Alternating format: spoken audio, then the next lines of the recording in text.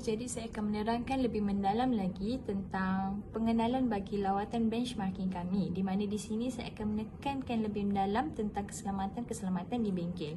Keselamatan di bengkel merupakan aspek yang sangat penting, terutama sekali di lingkungan pendidikan maupun industri. Hal ini bagi mencegah kesebaran kemalangan dan melindungi para pengguna dari potensi berbahaya. Bengkel adalah tempat kerja yang melibatkan penggunaan alat berat seperti mesin dan bahan-bahan yang mungkin berbahaya jika tidak ditangani dengan benar. Oleh kerana itu, memahami dan menerapkan prosedur keselamatan di bengkel sangatlah penting, di mana prosedur keselamatan yang tepat dapat membantu mencegahnya terjadi insiden yang mungkin mengakibatkan kerugian besar. Dengan adanya pemahaman yang baik tentang keselamatan, para pengguna bengkel dapat bekerja dengan lebih fokus, produktif dan percaya diri. Baiklah, seterusnya saya akan menerangkan lebih lanjut tentang penempatan pemadam api. Yang pertama sekali, penempatannya haruslah di lokasi yang mudah dilihat dan dijangkau. Selalunya, seperti di video, pemadam api dipasang di dinding. Tempat yang terlalu tersembunyi ataupun sulit diakses akan memperlambatkan respon jika terjadi sebarang keadaan darurat. Yang kedua pula, dilengkapi dengan tanda peringatan ataupun penunjuk. Tanda ni haruslah ditempatkan pada ketinggian yang dapat dengan mudah dilihat, bahkan dari kejauhan, agar semua orang tahu kedudukan pemadam api tersebut. Yang ketiga pula, menjaga jarak dari bahan mudah terbakar. Kita hendaklah menjaga jarak pemadam api itu dari bahan mudah terbakar. Hal ini dapat memastikan bahawa pemadam api tidaklah terjebak dalam api sehinggalah tetap dapat digunakan. Yang keempat pula, rutin diperiksa dan dirawat.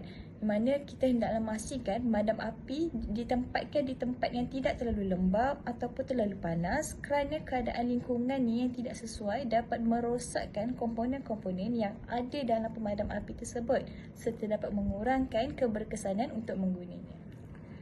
Untuk yang ketiga pula, penempatan bahan mentah. Yang pertama sekali, hendaklah disusun secara teratur mengikut jenis dan kategori. Sebagai contoh, dalam bengkel ada bahan logam, plastik, kayu. Sebaiknya semua ini ditempatkan di rak atau tempat penyimpanan yang terpisah. Hal ini supaya pengelompokan bahan sesuai jenis juga dapat membantu dalam pengelolaan inventory sehingga mudah untuk kita identify stok yang tersedia ataupun memerlukan pengisian kembali. Yang kedua pula, menggunakan rak atau pelet bagi mencegah kontaminasi. Bahan mentah haruslah ditempatkan di pelet yang kukuh agar selamat dan bahan tersebut tidak mengalami sebarang kerosakan fizik. Yang ketiga pula, dilabel dengan jelas dan sesuai dengan prosedur keselamatan. Pelabelan ini membantu kita bagi mengenali bahan yang akan digunakan dan dapat juga menghindari kesalahan untuk mengambil bahan mentah. Label yang jelas juga dapat memudahkan dalam mengaturkan urutan penggunaan berdasarkan sistem first in first out, iaitu FIFO, agar bahan yang lebih lama dapat digunakan terlebih dahulu. Yang terakhir sekali, jauh daripada bahan berbahaya ataupun mudah terbakar. Penyimpanan yang selamat dapat membantu mencegahnya risiko atau reaksi kimia yang dapat membahayakan lingkungan kerja dan keselamatan pekerja. Kebiasaannya, permulaan bengkel dimulakan dengan senaman. Senaman selalunya dilakukan di luar bengkel. Jika membawa beg bersama, selepas masuk ke dalam bengkel, letakkan beg ke tempat yang telah disediakan seperti rak yang berada di hadapan pintu masuk bengkel. Seterusnya adalah laluan kecemasan. Setiap bangunan mempunyai laluan kecemasan. Laluan kecemasan merujuk kepada jalan atau laluan yang disediakan khas untuk kegunaan semasa situasi kecemasan seperti kebakaran, bencana alam atau kemalangan. Laluan ini adalah penting untuk memastikan penyelamat seperti pasukan bomba, ambulans atau polis dapat mengenal pasti mangsa yang berada di dalam bangunan. Okey, ciri-ciri laluan kecemasan termasuk ketersediaan. Laluan kecemasan harus jelas dan tidak disekat oleh objek atau halangan supaya pasukan penyelamat dapat bergerak dengan pantas. Yang kedua, penanda. Ia kebiasaannya ditandakan dengan tanda-tanda yang mudah dilihat seperti tanda arah keluar kecemasan ataupun selalunya kita tengok yang kita lihat emergency exit. Dan yang seterusnya, yang ketiga, lebar. Laluan ini harus cukup lebar untuk menampung peralatan kecemasan dan kenderaan penyelamat seperti ambulans dan kenderaan bomba. Dan yang terakhir sekali, akses. Laluan kecemasan juga perlu memastikan akses supaya mudah untuk orang keluar masuk daripada bangunan.